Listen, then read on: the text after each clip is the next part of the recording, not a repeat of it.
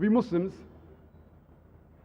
we give excuses for not reading the translation of the Quran, saying we are very busy. We are very busy in our studies, we are busy in our profession, we are busy in our business. Most of us, we have spent decades reading and memorizing volumes of books in schools and colleges as well as universities, just to acquire a degree. Don't we have the time to read the message of our Creator Allah subhanahu wa ta'ala? How much time does it take to read the Quran? Our beloved Prophet Muhammad sallallahu alaihi wasallam said, it's a Sahih Hadith in Tirmidhi, where he said that anyone who reads the Quran in less than 3 days, he has not understood the Quran.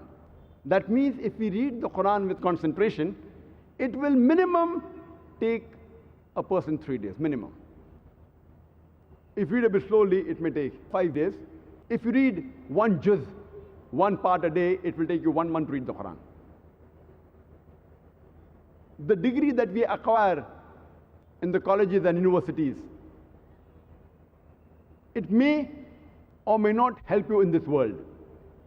There are hundreds and thousands of graduates and postgraduates that I know that are jobless. And the education you acquire in school, colleges and universities, if it does not get you closer to Allah subhanahu wa ta'ala, if it does not get you closer to your Creator, Almighty God, then this education is useless for the hereafter. So the education that you get in the colleges, in the schools, and universities may or may not help you in this world. And if it does not get you closer to your Creator, Allah subhanahu wa ta'ala, it is useless in the hereafter. But as far as the Quran is concerned, Allah says in the Quran, in Surah Baqarah, chapter number 2, verse number 1 and 2, Alif Lam Mim, ذَلِكَ الْكِتَابُ لَا رَيْبَ فِيهِ هُدًى لِلْمُتَّقِينَ.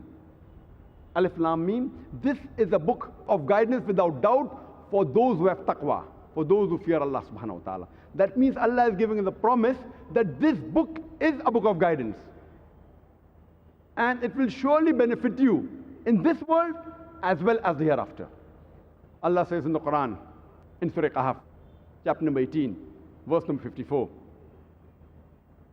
that this is a book which mentions in detail many similitudes in which is benefit for humankind.